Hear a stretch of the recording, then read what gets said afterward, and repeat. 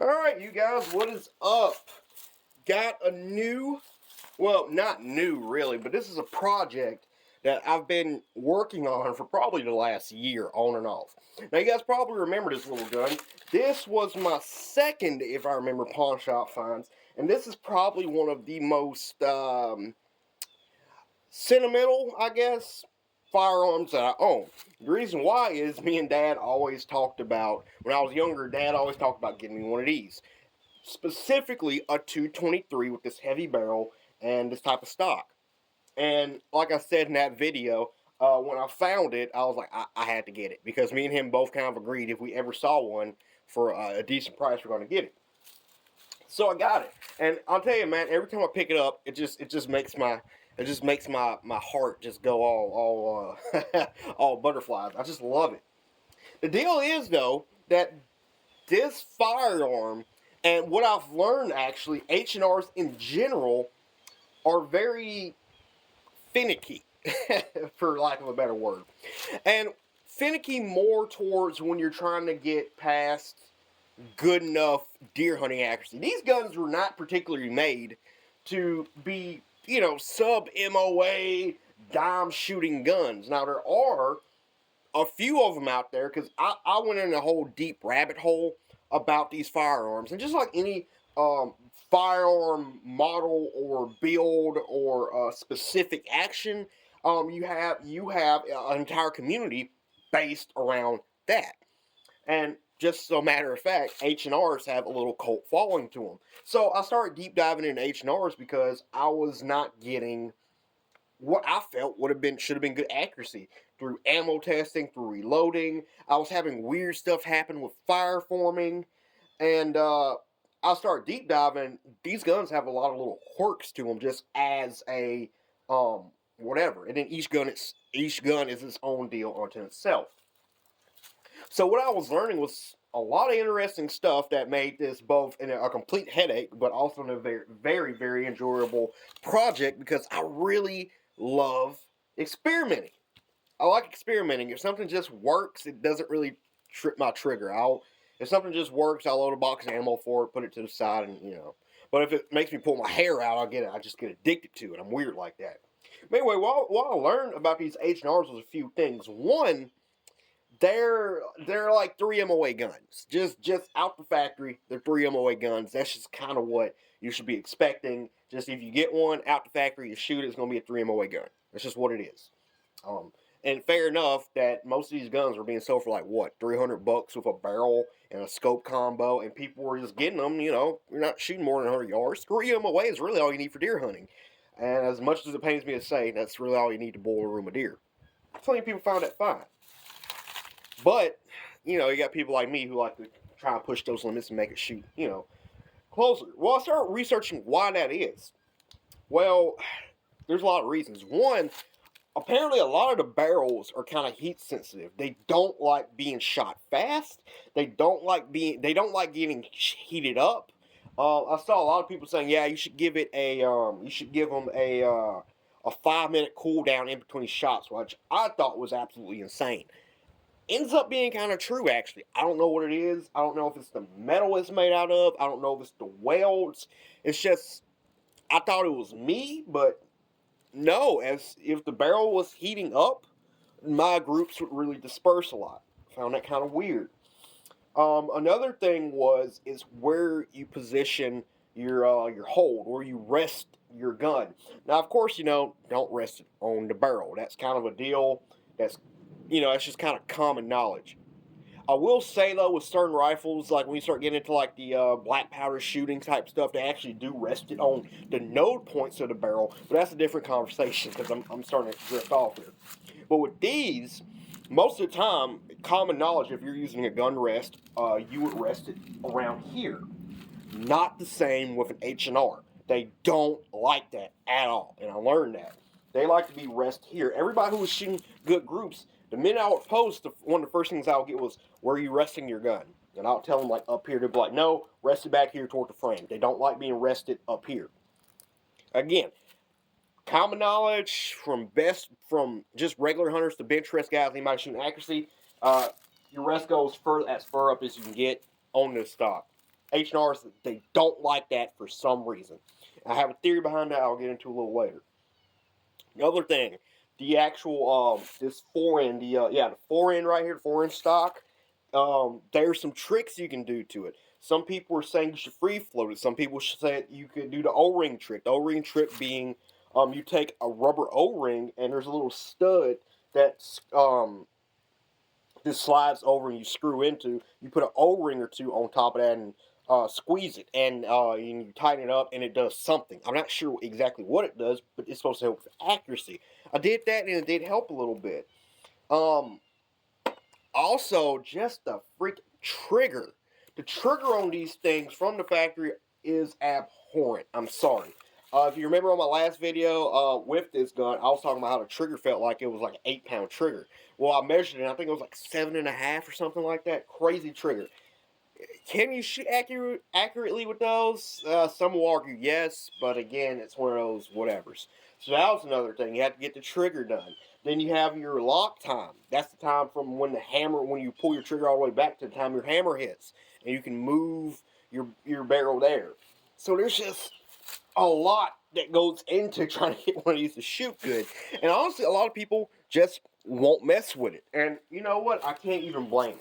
I can't even blame them, because a lot of people, they get a gun and they just want to work. Fine. But me being a weirdo, I want to experiment. So I want to go over some stuff I've done to hopefully make it shoot better, and hopefully we can do a test.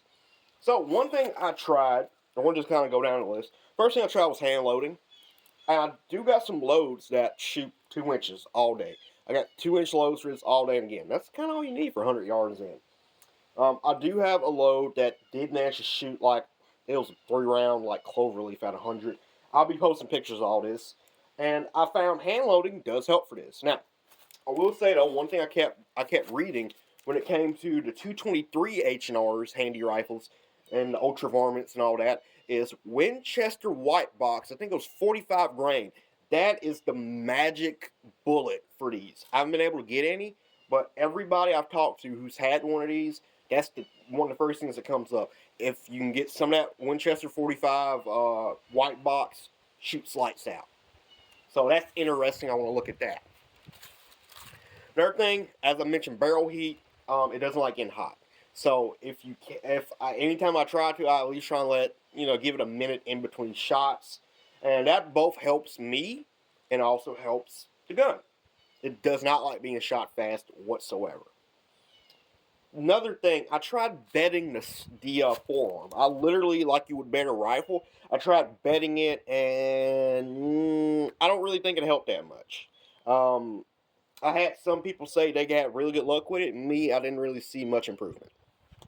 2, I did the O-ring trick. I actually used 2 O-rings. Once I did the O-ring trick, I really felt like something worked a little bit better. I don't know, but I felt like it worked. It closed in a little more. Not really sure what. Also, one of the really big things is I completely redid the trigger and the hammer. Well, more or less the hammer, because with this firearm, the hammer and the trigger are kind of interlinked. Okay, you can't really change one without changing the other. You got to kind of change both. So what I did here is I went in, and you can buy them from Numb Wrench if they're still being made. I think I may have bought some of the last ones out. But that's a hammer. That's a rebounding hammer. Now, the original hammer that came with these H&Rs I forgot what it is. It's a transfer bar hammer. That's it. Where you have a little anvil, and basically the way it works is your finger has to be all the way back on that trigger the entire time the trigger's moving forward. The minute your finger comes off your trigger, a little anvil drops. Your hammer can slide forward, but the gun will not fire. It's a safety mechanism. The problem is, though, it just makes tuning that trigger such a pain. And it's also a reason why the trigger is so heavy, because you kind of have to jerk it. It kind of needs that just, when you break it at that poundage, your finger's just going straight back the whole time. So there's no real... The only way that trigger could come off at that point is if you dropped it or something. So then the safety mechanism can work. Makes it a problem trying to tune it. So with me, I read around a lot, and on Graybeards, I saw something where somebody talking about a rebounding hammer. Now, they originally did the rebounding hammer so they could have a lower profile hammer on their scope. But what the rebounding hammer does, with the rebounding hammer, you actually get rid of about, I'll say, 80% of the guts in here, because you had a lot of springs and little doohickeys that are in your receiver. When you get rid of the transfer bar hammer and replace it with a rebounding hammer, you don't really have all that. You have your main hammer spring, and you have your trigger, and you have a few pins. That's really it. You might have another part or two, but that's about it. The deal is, though, with that, it basically lets you go straight to getting your trigger work down to messing with your sear engagement. That's it. So you can literally just go in here, go in the hammer, and with a little file, I actually use a Dremel because I've done so many of them now, and you can just adjust the width or the depth of that little sear engagement, and you can get a super light trigger. I mean, I had this one originally, I had it down to like a few ounces. I think it was like 10 ounces, which is a little much for me. Now it's about a pound, maybe. Still a little light. Also, I found out graphite spray, the graphite lock spray, if you spray it in here, it really drops your trigger weight down. It's just a super lube. So that's another thing. I might do a video on actually how to do that in a while. I don't know. I'm not a gunsmith. Also, originally I was just adjusting the original spring that these came with to make it work. Actually, I went on Midway. Somebody showed me Wolf makes a double coil spring that is meant to work with this hammer system. I just threw one of those in there. Now I have a really strong hammer because what I was doing, I was stretching out the original hammer spring that was with the other hammer. I was stretching it out, but after a few months, it just wouldn't work. It would stretch back in, and it just wouldn't work. It would overdo itself, and it wouldn't work too well. So you had to go back in and take it apart. Well, I got the new double coil spring in here now, and it works wonderfully. So yeah, I did that. Now, also, of course, I put a little better base on here. Just a little lower profile base. Cheek riser. Different scope. Not a real fancy scope. There's a little task scope, varmint scope. Pretty okay. Bubble level. You know, the little usual things. But the thing I really, really, really want to mess with is the bipod situation. Now, with these guns, a large part of what I feel it is that these things are harmonic nightmares.